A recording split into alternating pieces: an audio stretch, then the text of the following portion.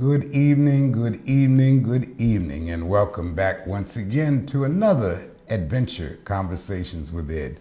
Sorry to come on a little bit late, but I guess some of you out there in that traffic can know that it's going kind of crazy out there. I hope everybody else that's not home yet gets home safely. Great thing.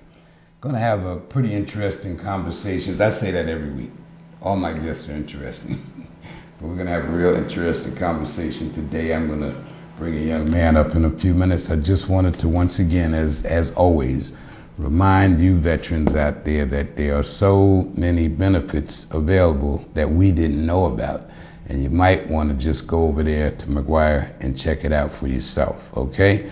My church, First Union Baptist, Mechanicsville, has a veterans program. I was at the VA hospital today with one of my associates in the program, Mr. Carter, and we were able to make some really positive steps towards helping out some of our vets out there, and there'll be more information coming on that. With that being said, I do have to make one or two comments. And again, it happened again, another police shooting out in California. I'm sure most of you have heard about it. I'm like the rest of the folks that we've heard on the news and my man GL Hughley. I don't understand it. And especially now with all the attention that's being put on and all the emphasis that's being put on the police not doing this, why this continues to happen, it's a surprise. It's also very demoralizing.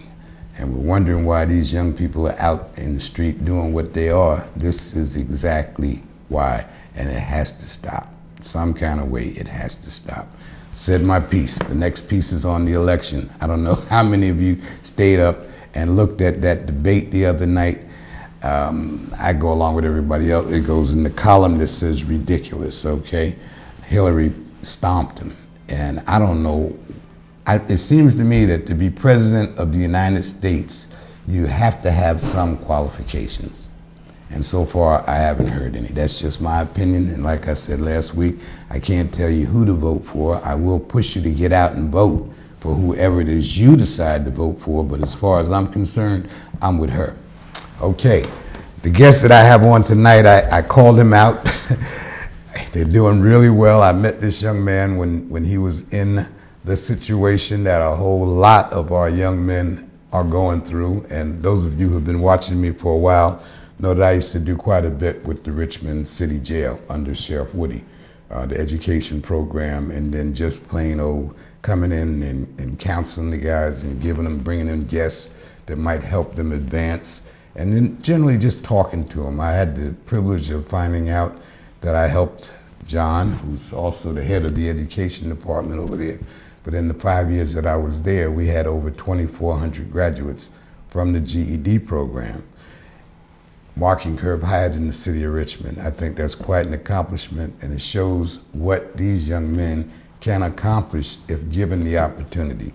That being said, I want to introduce you to an example of what can be done if you have some help, if you have the ambition, if you have someone directing you and you are attuned to listening. And this young man listened. He called me out on what I had promised to do and found out that I live up to my word.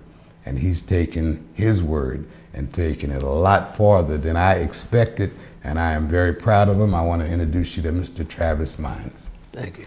Thanks. Good to see you, bro. Thank you. Okay. Now, Travis, as you probably picked up, I met while he was incarcerated at the Richmond City Jail, and he, like a few of the other gentlemen, we'll probably call some names in a little bit, but had come to me and asked if they could, if I would help them start an organization inside of the Richmond City Jail to kind of mentor some of the younger guys that were coming in, the guys that were coming in 18 and 19 years old. And they did, and we got it approved, and they called the group R.O.O.T.S. They were on the Belief program, which is a combination of education and getting rid of the drug habit. All of them did that. That was the first thing. That was the very first thing they did.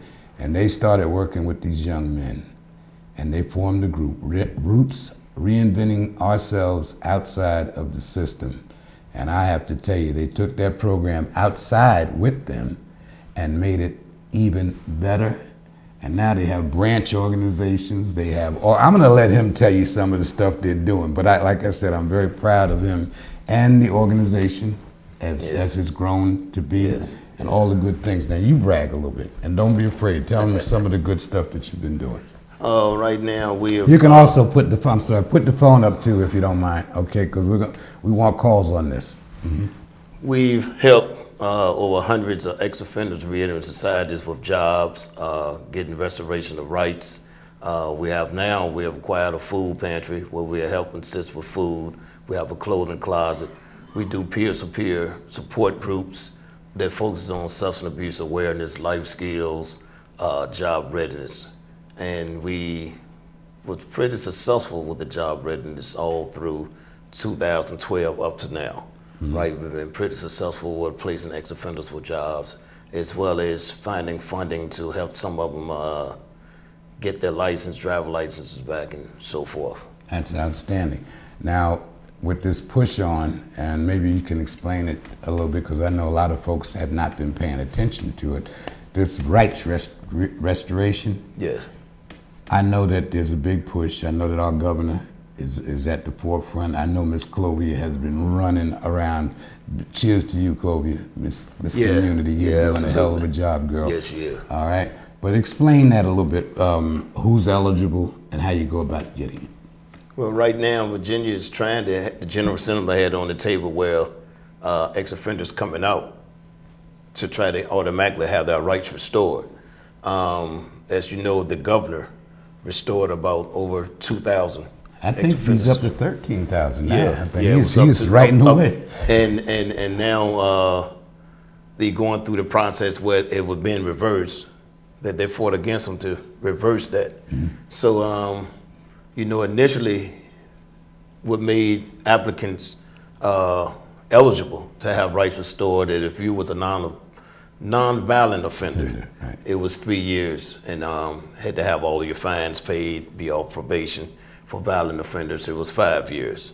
And so now with the governor doing this thing and passing on a lot of rights and restoring a lot of rights, a high number of rights, and my salute to the governor for that, it enabled a lot more people with skills to go out there and apply for jobs that they normally couldn't get in, as well as vote. Now, how would the process, because this is what we should be getting a question on, the process.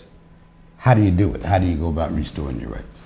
Well, they're having restoration of rights rallies all through the city, and your community Clover is doing a thing, Rolling for Freedom, right? Yeah, and big ups to Clover for that. Big ups to Clover for that. Yeah. She's doing a lot of that now, more so, and she's holding these restoration of rights rallies in various parts of the city now.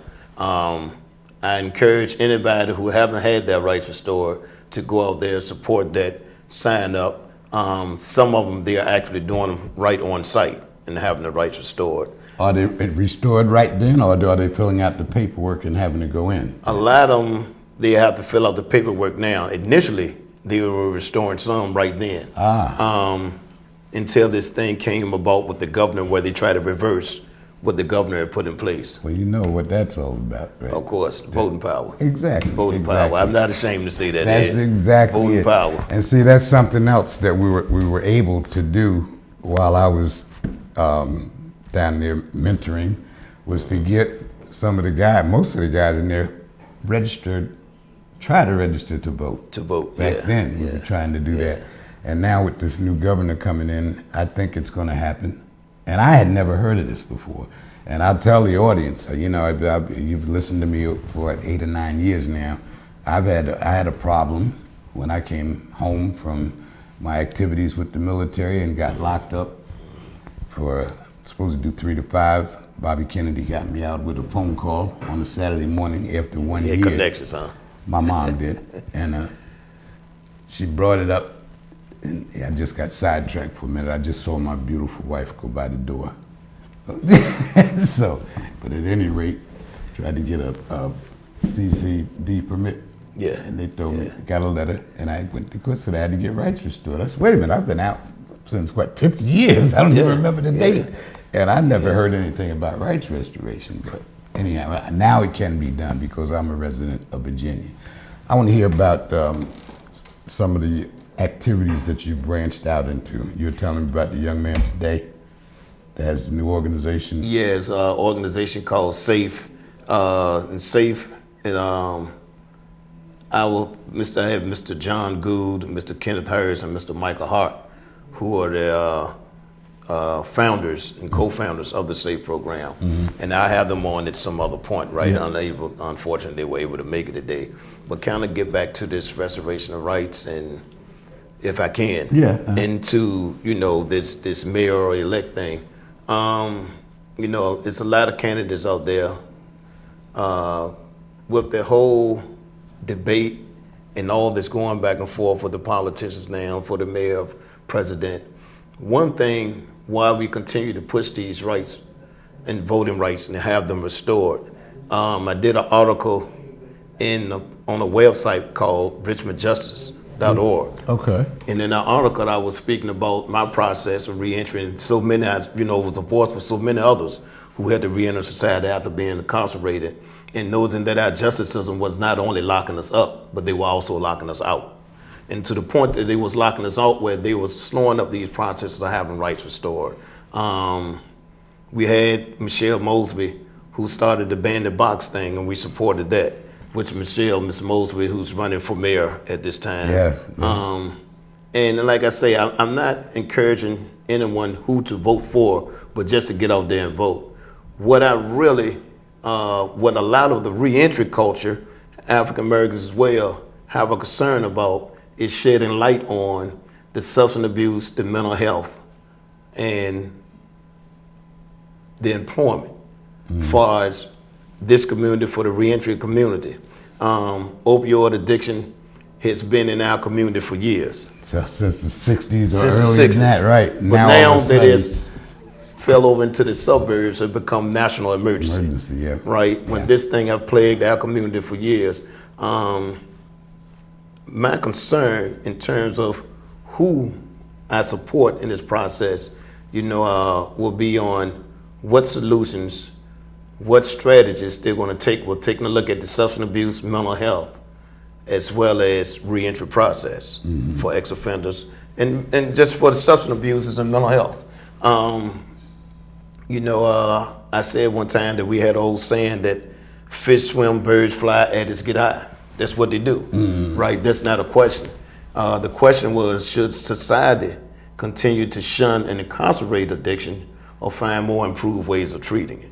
And avoiding it. I mean, I really, again, having gone through the 60s, I couldn't imagine that people would go to heroin again. What is wrong with this picture? There's something wrong. It's households, families, something is wrong that would make these youngsters, because their parents know they were here. Their grandparents know they were here. How could we have this epidemic going again? A lot of it is accidental, okay, because the doctor will prescribe the pain medication for a genuine accident, broke your arm or whatever. Not realizing people have abusive personalities, and the drug is highly addictive. Again, like I say, as you quote going back to the 60s, this problem has been a long, ongoing problem in our communities. Yes. But now that it has crossed social, economic barriers, now that it has gone out into the suburban areas, and those kids are coming out into the cities now and buying drugs. Like I say, now, everybody and their grandparents trying to jump in on it and made a national emergency. My concern is, will a solution or some type of strategy and finding ways to treat it be put out there that's across the board? That's for all. If you haven't had the experiences that you've had over your lifetime, what would you say to someone who's trying to set up a program like that? What would be the first step? Well, the first step is to get educated. If you don't have any personal experience, definitely get educated on substance abuse, the behaviors associated with it, the addictive agents, because there are things called addictive agents, and just really do your research. Also, as well as my argument been with the justice system, we have a lot of people who's making decisions about reentry who's never spent a day in a 9x12 cell. Have no idea. How would you know? Have no idea. So involve the community, involve the clients, involve the process, because who best to tell you a lot of times what is helpful to them but them. But the person that's been helped. But the person that's been helped. I helped. can testify to that. Yeah. And I can also testify to the fact that if you offer the opportunities, you'll find that that community will run right to it, because all the guys, 5-7 years. Yeah. And I mean, it was just like they were waiting for somebody to come and open the door. Your guy, you know it. I mean, you came up to me and called me up on the phone. Yeah. This man called me up on the phone and said, listen, you said you'd help us out. I need to get you a job interview. Hold on one second, okay. Hello, caller. Yes, good afternoon, gentlemen. How you doing? Good afternoon. The problem is we didn't have this before. Now, let's not kid ourselves, and let's not dance around the fire. Now, you know that we didn't have this here on the plantation, which is Richmond, Virginia. We had jobs. We had all of the factory jobs. People could sit on the porch in the evening. Now, you always had this kind of stuff going on in California and New York, but that was like a foreign land to the Southern people. We walked down the streets and we had church. We really had ministers. But see, what Satan did, he came in and he took the jobs out and he brought the dope in. Now, you're not going to change this. So, I pray, because I'm a black woman. I've been here a long time.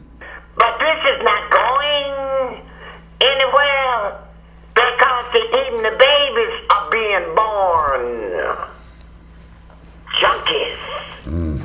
How you going to change this? Then you turn your back on God. So I'm just letting you know, everybody needs to be saying, hallelujah, Jesus. Forgive us all. But the cat out the bag now, brother, I appreciate you, what you're trying to do. But the cat is out the bag. Big demons will never do nothing to help you, because they can't help their own children. They're crazy as hell and they're millionaires. So you must understand. Just keep looking up. I say good night to you, gentlemen. I appreciate your call. Thank you. Appreciate you, man. Yeah, Thank you. She calls in every week and has nice input. Once again, thank you very much. Thank you. And she is right. It's a different ball game than it was, because, as you said, it's crossed over the turnpike, or it's crossed over the tracks, or it's made that step across. But in doing that, we may be able to benefit from that experience with those folks if they start taking the programs and putting them together and doing like you suggested and like has worked before, because we worked it out in the 60s and 70s. What my concern would be is that, okay, it have crossed the tracks, and now it's been made a national emergency. Would the solution that our system come up with for this be inclusive to all, or would it be a high dollar solution that this population can afford? Well, I think that depends on this election. Okay, now we know that we have two people running. Absolutely. And we know one of them is a real person, and we know the other one, his whole world is make-believe. Yeah. And he has a very low opinion of certain segments of this community.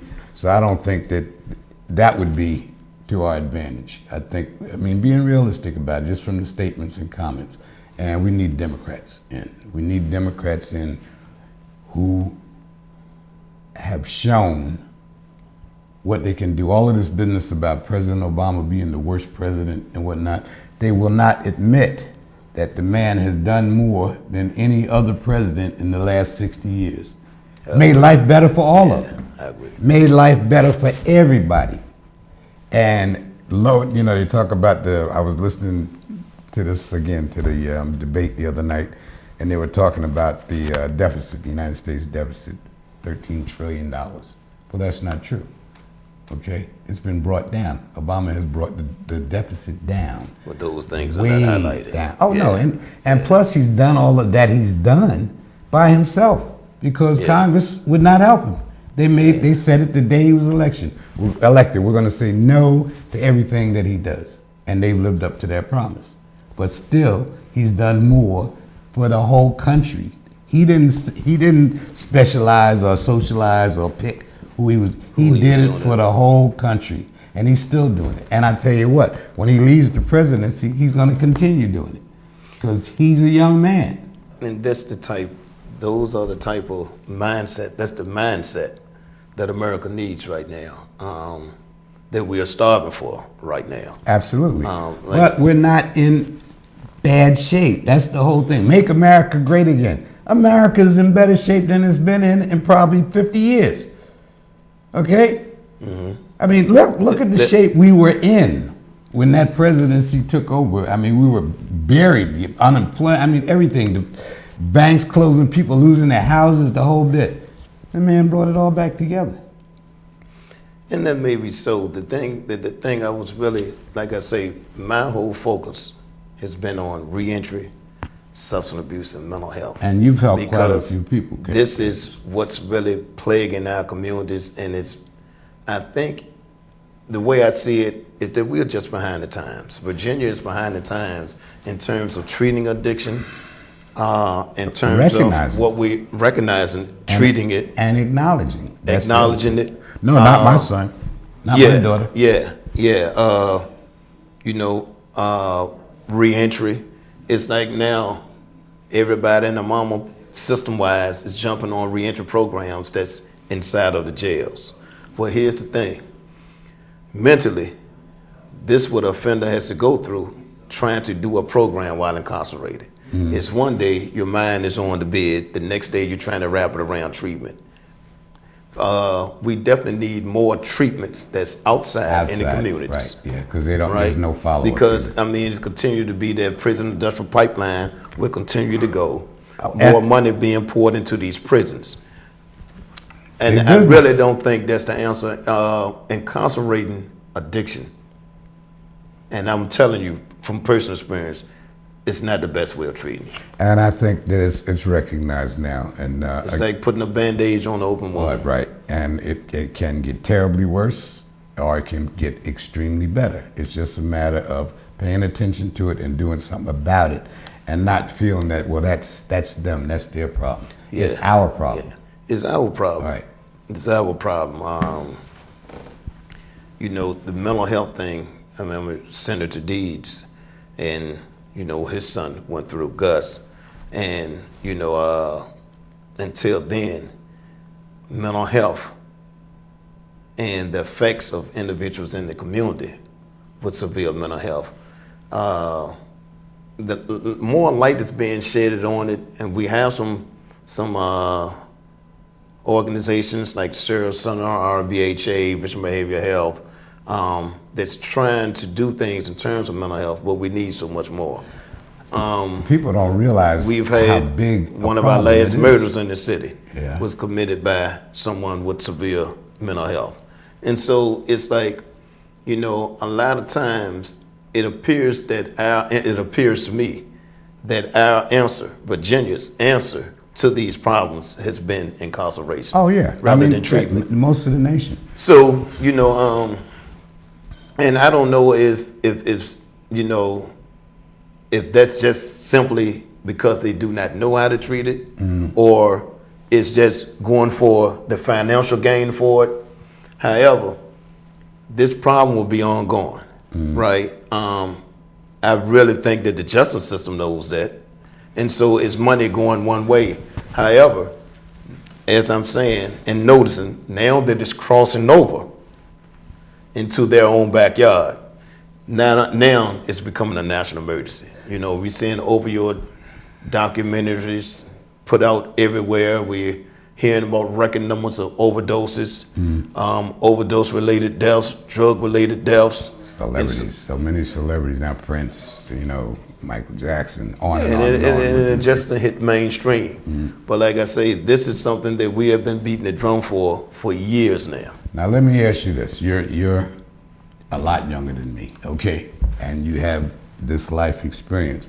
We're seeing all of this business, and as I said when I opened up the show, with these officers shooting the brothers, and all of the marching and all the protesting and all of that, and Black Lives Matter.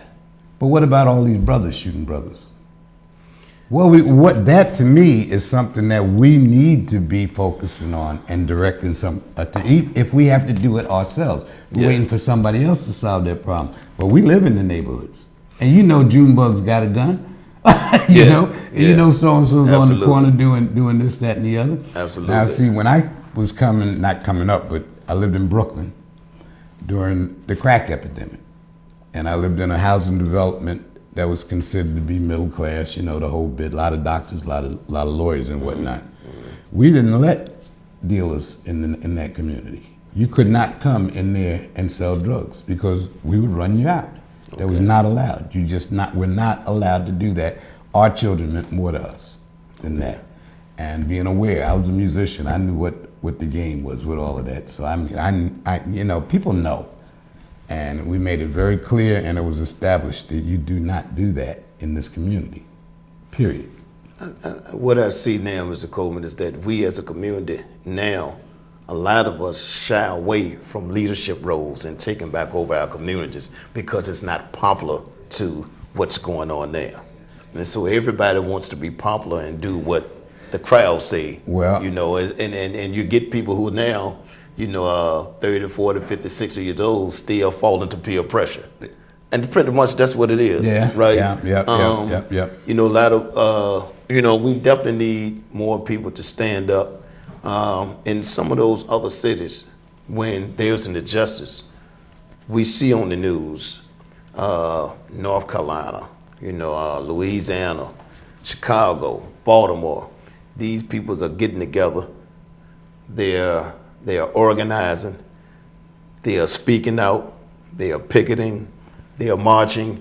And you don't see a lot of that here. But not only do that needs to happen in that city, those particular cities, or should we wait for a catastrophe to happen before that happens?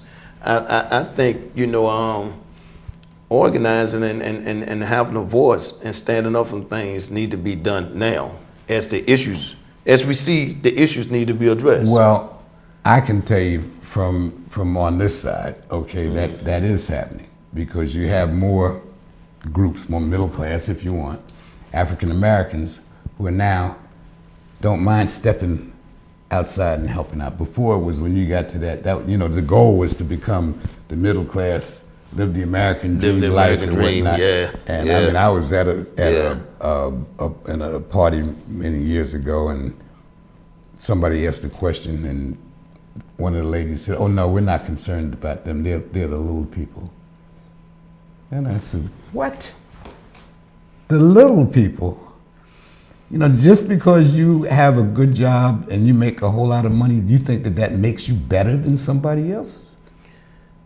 Yeah, well, that's it. But that's human nature. Tend to forget oh yeah, sure they do. Human nature. But now it's changed, and you can see it in Richmond. And again, as I said last week, I was not a church goer. And I started going to church down here. I told you my sister passed away in November, and prior to that, my brother. So my sister and my brother. Yeah. And something tapped me on the shoulder and said, "Man, you need to go and see about that." But what I found out is that there are a whole lot of folks like me, like you, right, that are out there now. Nobody can say I have never worked in the community. Well, no, of course not, right? Not you. But and the nobody thing, you can't do it by yourself. No, I can't do it by myself. People are coming in. People are coming in. We Our definitely church need is more doing support. it, and I see other churches that are doing it. And I'm talking to young guys like you who are coming in and joining church. Okay. So you come in and you join that church, whether you have the Christian pull, the Holy Spirit pull, or you just going because you think maybe that should be what you do, you're going to be influenced by that surrounding.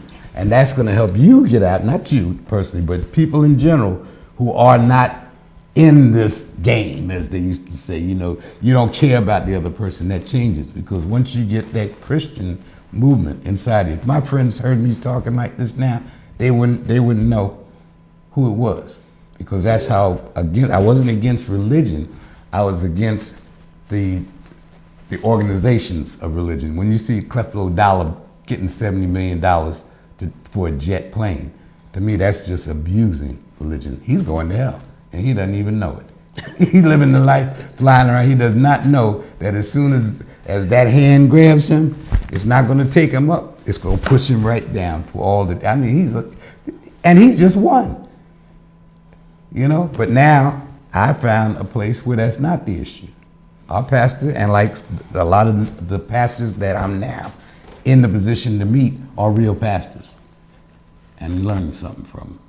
Well, if you found a place like that, please invite me. I invited you. I already invited you. You can come this Sunday if you want. Invite me. Already invited you. And once again, First Union Baptist Church in Mechanicsville.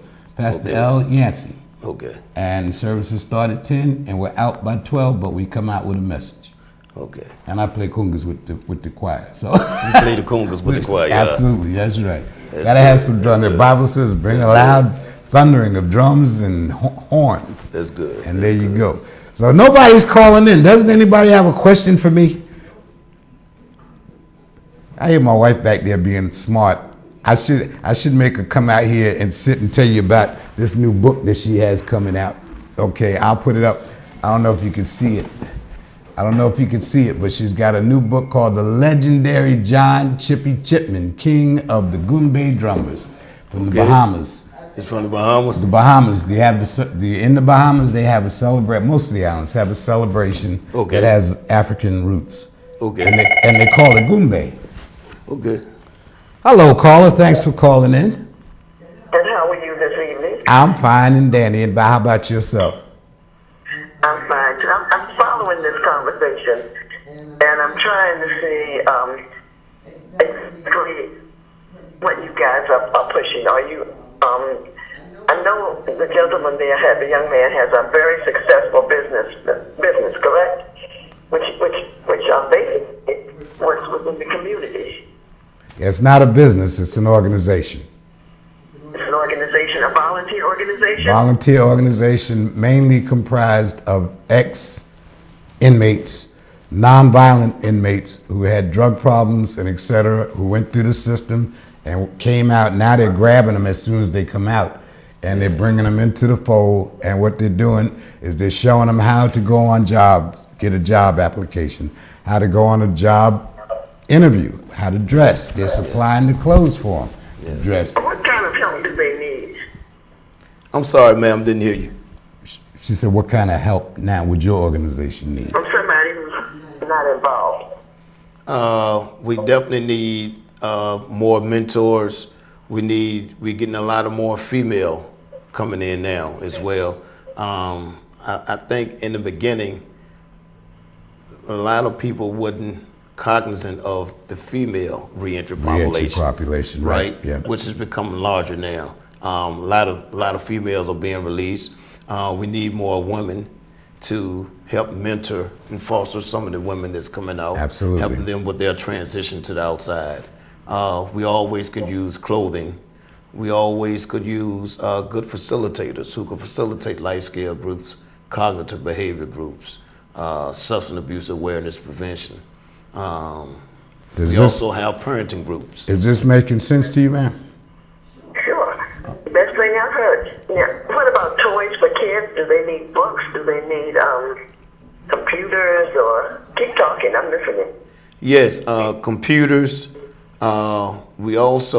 We don't get a lot of clothing and toys for kids. That's welcome. However, that is welcome. Mm-hmm. But books, literature, because we always encouraging reading, and computers. How can we get these to you? Ma'am? How would they get if someone had things like that to donate? How would they go about getting them to you? You can call the office, or you can call my number, which is area code 804-980-6470.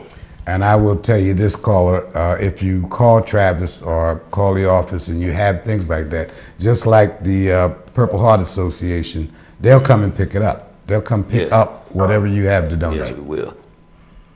Okay, that's very good. Thank you. I Thank appreciate you. the call. Thanks for calling. And good questions too. Thank you. So maybe we can get that going on. You might want to give that phone number again. Yeah, that phone number is area code 804-980-6470. All right. Now I was telling you before the phone call, and this is totally off subject. Okay, I'm bragging about my wife now. Yeah, brag a little bit. Yeah, this is one of her best friends who has become one of my best friends. His name is John Chipman. He's the man that teaches all of the kids in the Bahamas how to play the gumbe drums. Okay. And to honor him, it's his 89th birthday. And what they're going to do, they're having his birthday party. And they're going to have a celebration starting in January, the year of the gumbe drum. So they're not calling it Junkanoo. It's going to be the year of the gumbe drum. And as I started saying, Charlene met this gentleman 30 years ago. I met him 20 years ago.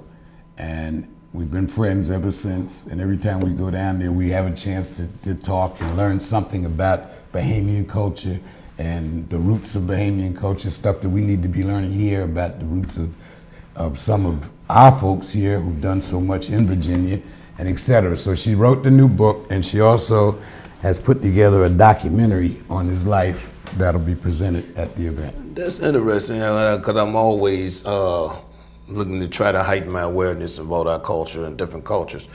If you could educate me, if you will, on the gumbe drum. What is the gumbe drum? Well, the gumbe drum, is that a traditional thing over in the islands? It's mainly in the Bahamas. Okay. Okay, and the drums are actually made out of barrels. Out of kegs. Out of kegs. And Chippy is his name. He goes and he gets the goat skin, puts it in the acid and lime and all of that, scrapes all of that, the fur off, and puts the skins on these cans, and they make a real nice drum sound. Anybody that's been down to the Bahamas will tell you that that's one of the most enjoyable parts of their visit is seeing and feeling the excitement when they start, because they had the drums going and the horns are going, and they're all in these costumes and they just march up and down, and you want to get out there and gumbe right along with them. Okay, kind of moves the spirit up. Oh yeah, and it's a doom doom, doom doom, doom doom, the horns are blowing. It's like Mardi Gras. It's almost like Mardi Gras, but it's African based. Mardi Gras is actually African based. Yeah, so, I was about to say same that. thing. Mardi Gras is African So you'll based. find out that the cultures, and we, Charlie and I haven't traveled so much around the tropical world. We're more alike than we're different. Okay? And your passport is a smile. If you go to these foreign countries and you carry a smile with you, guess what? People smile back. And they're very happy to meet you. You know, we've never been any place where we weren't treated with respect and almost with honor. And we've made friends, and they mean it. They're real friends, and we get invited back now. Before when we first go, we go as the camera crew, Tropical Beat. Some of you remember Tropical Beat. Yeah, I remember Tropical Beats. Okay. Then we get called back, and then we get called back, and we're going back now to see our friends and whatnot. We made friends with the king of the Zulu nation. Wow. Okay, 14 million subjects. Wow. And he invites us to his birthday parties. Always a big sign. This is visiting foreign dignitaries. Okay. Yeah. Well, we carry the word. He says, I can sit in my palace and learn about people in Ghana because it's on Tropical Beat. Just like they sit in Ghana and they can learn about what we do here in South Africa because it's on Tropical Beat. It's the only show that brings good news out of Africa. And Tropical Beats has been around how long now? Oh, it's over 20 years, but we're getting ready. We've been off now for 8 years because of, circumstances, the marketplace and whatnot. But we're getting so many requests to bring it back. So this might be one of the things that we'll do to bring it back on and just show you some new cultures. Hopefully so. Hopefully so. Okay, so that's it. And I'm glad, Travis, I was glad that you were able. We did, we've been on 45 minutes already. That talking time goes by when you're having fun, right? Time flies when you're having fun. I'm going to use this last couple of minutes. Anybody out there that has a question dealing about what we're talking about now, or about the voting, or about the military help, or anything like that, please call in. We got about 10 more minutes. We can take phone calls. In the meantime, we're going to keep chatting and trying to pass on some of this knowledge that I know a lot of you have never really heard before or heard of before. Okay? Fair enough? Ring. Okay. What's your next project coming up? Well, now our next project is we're trying to get something more in targeting the kids. We're trying to get into juvenile justice. Because mostly our thing been mostly with the adults. With a lot of our volunteers and staff, having a felony background prohibits entryways into some of those doors. We've been around for 6 years now. We had a pretty good track record. And you guys are one of the very few groups of ex-inmates that are allowed to go back in and mentor. That's outstanding. Yeah, we are. That's outstanding. And it started, man. I'm proud of you guys. Rick, you and Rick, and Emmanuel, and the other Rick. Well, Emmanuel has gone on. He's doing good things as well. I know he's got his barbershop. Yeah, he got his barbershop. He's with Clovia Lawrence, and they're doing the Rolling for Freedom. So he's a big part of that. He goes inside of the Richmond City Justice Center now, and he does groups and talks and motivation speaking, on the Rolling for Freedom with Clovia. You see, now that when I said, you guys, I'm going to set up a barber school. Yeah. And that's something that you can do when nobody else has a job, because people are always going to get their hair cut some kind of way. Absolutely. Right? Absolutely. And he took it and went through that class, and Sensei, I call him Sensei Clarence folks, was volunteered to be the security in there. Yeah. And I said, Clarence, I might as well go ahead and give my Henrico Dojo a big up. Tell you, we had a 12-year-old go to the Junior Olympics and win gold in weapons. Oh, yeah? 12 years old. And I had her on here 2 weeks ago, and I asked her what her grades were in school. Yeah. She said A+. And it just shows what we've been saying. If you put a child in martial arts training, not to fight, to learn how not to fight. Discipline. Right? Yeah. They learn how to use both sides of their brain. So all of them get better marks. And that's why I'm trying to get that into the public schools also. We're trying to get a program in the public schools for the children and self-defense training for the teachers. Okay. Okay, because we had an incident. And I think that's important. Oh, very important. It's just a matter of getting the powers that be to help us do it. Okay. All right, so that's one of the things that we're working on. And the other thing that we're working on, our church, once again, they've always been involved in veterans, honoring veterans and et cetera. Now they're getting a little bit more involved in helping veterans how to get their discharges straightened out, their benefits straightened out. I'm a big part of that, and it's something I love doing because it took me so long, 40 years, to get my discharge. Well, my discharge was straight, was to get my disability, et cetera, because of politics. That's a whole nother story we'll talk about sometime. Okay. But in closing, I do want to congratulate you and your team, because I know it's teamwork, a lot of teamwork involved. And I would ask you to tell the guys that I send my best regards. And if you want me to do something with you, all you gotta do is pick up the phone and ask me. Now, you mentioned something about Miss Mosby on, what date is that? This Friday? Well, I'm invited to St. Paul's Episcopal Church on October the 13th. Okay. And, I've been selected to ask one of the candidates a question, one of the mayoral candidates a question. And as I've said repeatedly, that, right now, my main focus in terms of my role in society, what the R.O.O.T.S organization is doing, is trying to bring awareness and shed light on the substance abuse, reentry, and mental health population. Now, would you like me to come to that event? Sure. Okay. That's one. Okay, well, we'll talk about that, and you give me the yeah. input and the information. Absolutely. And I think that's something that needs to be done, and Good idea. Real Absolutely. good idea. Okay. Absolutely. I get it. Now you just see Miss Mosley. Didn't you have another young brother? That's I think it's Mr. Scott, and it's all in all, it's 8 candidates. and our boy is winning. He's leading. Marcy, Yeah, Fighting Joe. Fighting Joe, Fighting Joe Morrison. He's winning. I mean, they say he's leading the pack so far. I was trying to get him to come on because, I mean, over the years, he's been almost like my assistant video guy. He's been sitting up here with me for so often. Well, let me say this, and I can't go without mentioning, Mr. Morrison played a pivotal role early on with the restoration of rights. Yes. He came with Roots in particular. He has spoken for the Roots organization. He have came and assisted with restoration of right rallies that we had. We have held down at the public safety building. He assisted a lot of the ex-offenders who were at that time eligible to have their rights restored pro bono with the application process. And so, well, he understands. Just like you said earlier, none of these folks that are in charge have ever been in a 9x12. He's been in a 9x12. And he's, well, to my knowledge, before he went into a 9x12, he's a fighter.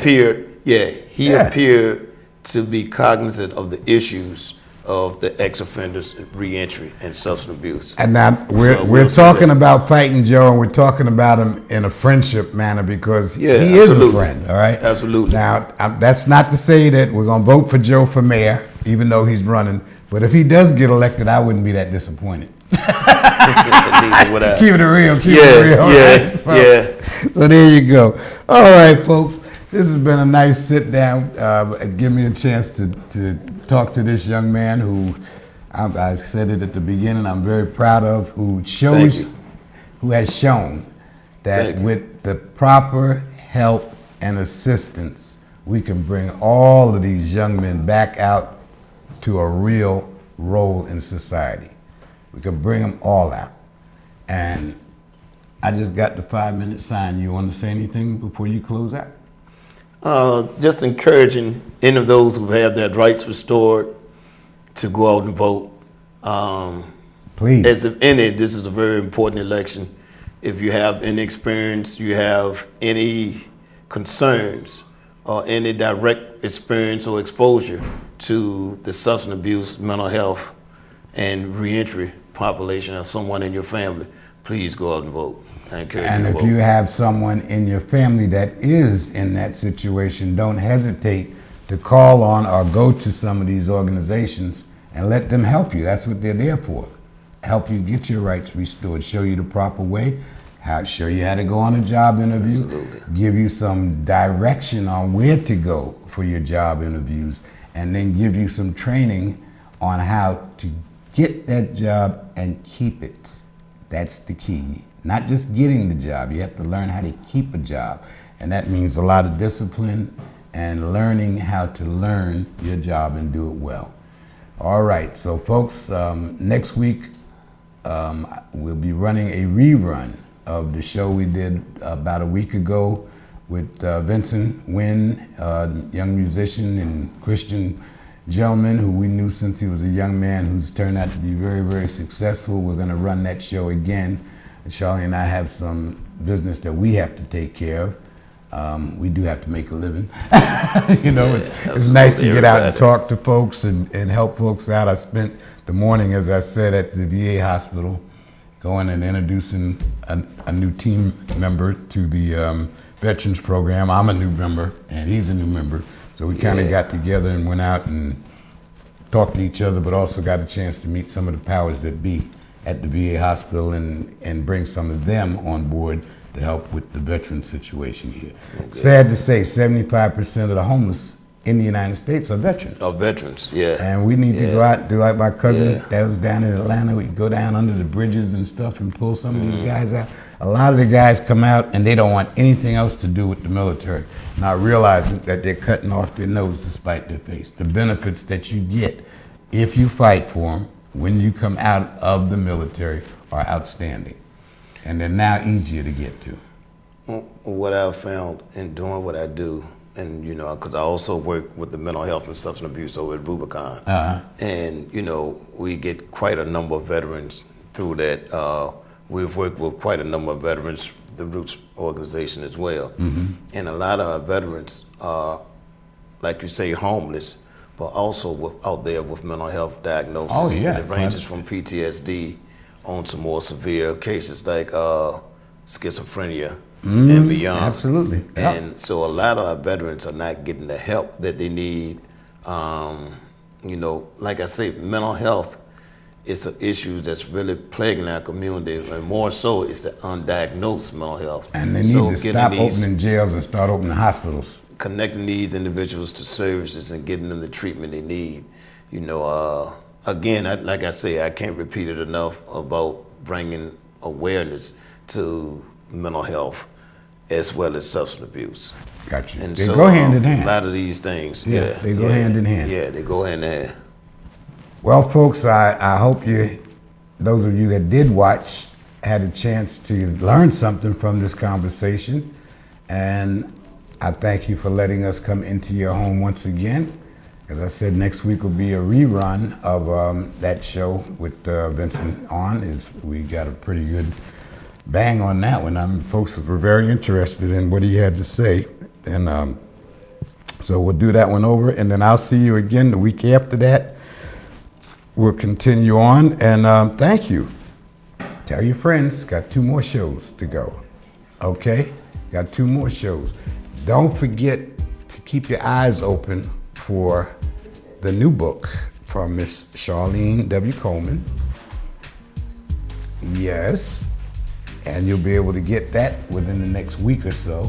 She's got, this will be number 6 for her. Okay. She did the Mothers to Daughters Cookbook, the Mothers to Sons Cookbook, the Happiness Book, the Welcome Home Veterans Book, and the holiday edition of the Mothers to Daughters Cookbook. Well, I must say, Miss Charlene's an excellent writer. Oh, yes, she's right. I'm not just saying that because actually, when I called you a couple of weeks ago, I read her article. You were reading an article on your toes. Yeah, newspaper. Yeah, the Times Dispatch. So she's an excellent writer. Yeah. You know. Well, you know, she had over 20 years with the magazine, Popcorn. With Popcorn Magazine. And that was up to $240,000 a month, every other month circulation. That's a big circulation. Okay. Yeah, that's a lot of good things happening. You've done very well.